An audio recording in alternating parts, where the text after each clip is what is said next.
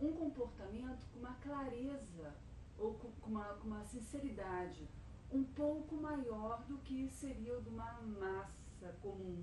Que é o que a gente não encontra, né? O esperado seria uma justeza, não, a clareza de discernimento. Sim.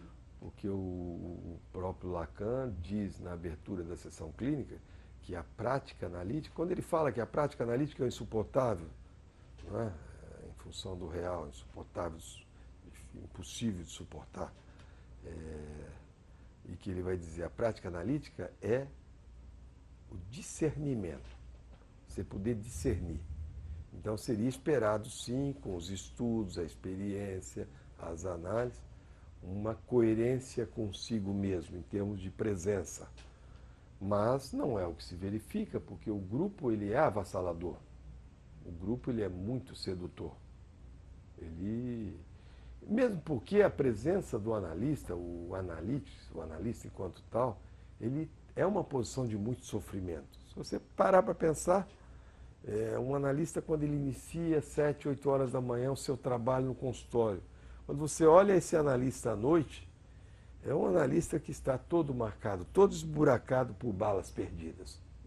Ele está todo já, sabe, um pedaço do seu real, da sua vida, essa verdade que vem, esburaca esse recinto analítico. Isso tem o endereço certo. E o analista é o suporte disso tudo. Mas eu vou fazer uma outra pergunta para Então, você. ele, diante da relação no social, relação com os pares, no público, ele acaba cedendo. Ele cede de seu desejo. Ele é um culpado. Ele passa a ser culpado. Mas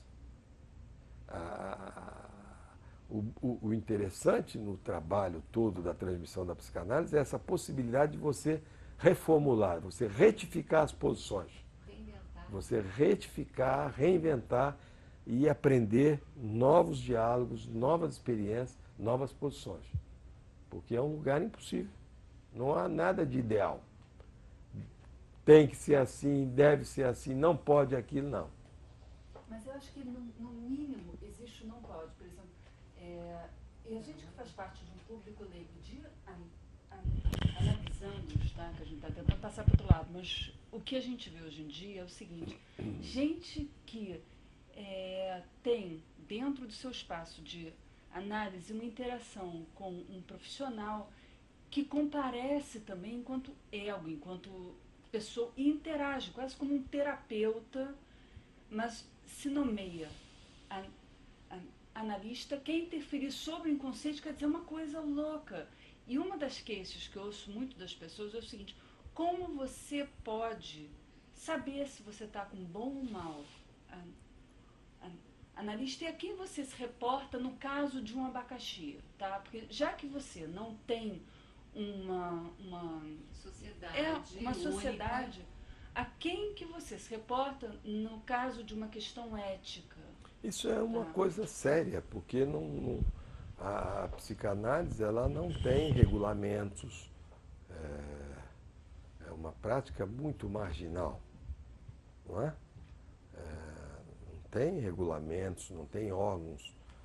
Logicamente que existe na base de tudo os conselhos, conselho de psicologia, conselho de medicina, os próprios órgãos das instituições. Agora, quando um analista, na relação com os pares ou com outros, se coloca num furor psicanalítico, é porque ele é bobo. Ele não está bem com o discurso. Ele tem mais é que retomar a sua psicanálise pessoal. Não é? Agora, é interessante as escolhas de análise.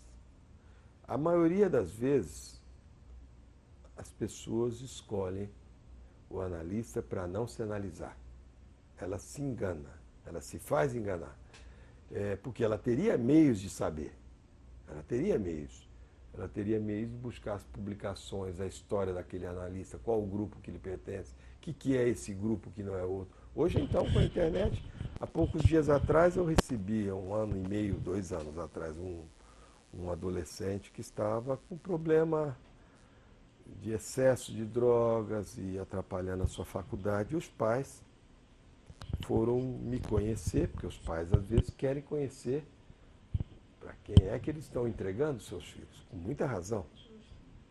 E eu fiquei admirado, porque o pai já sabia mais do que eu a meu respeito.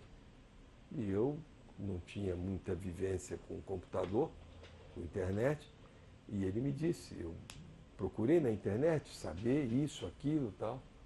É um pai que trabalha numa grande empresa, um diretor, é alguém que pesquisa, que isso, que aquilo. Mas depois eu vi que ele queria análise, era análise para ele. Era para ele.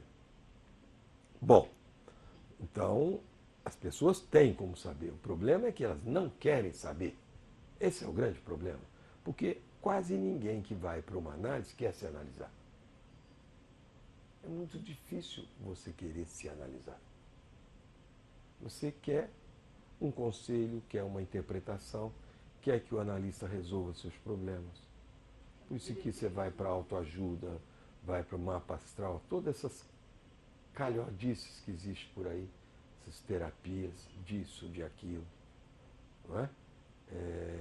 Há pouco tempo atrás, coisa de 1 ano e meio, nós tivemos um incidente grave no país, político, e um dos personagens desse incidente político, eu soube depois que ele procurou uma análise. E ele foi procurar justamente o que há de pior como analista. Vai entender uma coisa dessa. Eu passei por essa experiência dentro da instituição. Você vivencia muitas crises e pessoas que largam uma análise e estão em vias de procurar outro analista. E, por exemplo, umas 3 ou 4 pessoas eu pude intervir. E então chegavam notícias no meu divã, aqui no meu consultório, para que as pessoas estavam em vias de procurar ciclano ou beltrano dentro da própria instituição. Pessoas em início de formação do analista. E eu mandei recado para alguns. Manda ela esperar, manda essa pessoa esperar.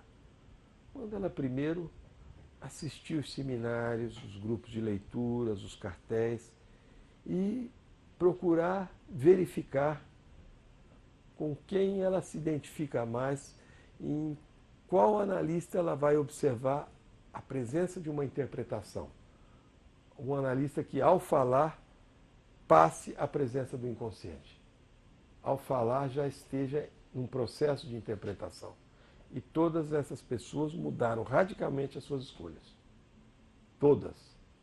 E, por exemplo, uma analisanda que estava em análise comigo e que escolheu um supervisor e eu a coloquei em questão.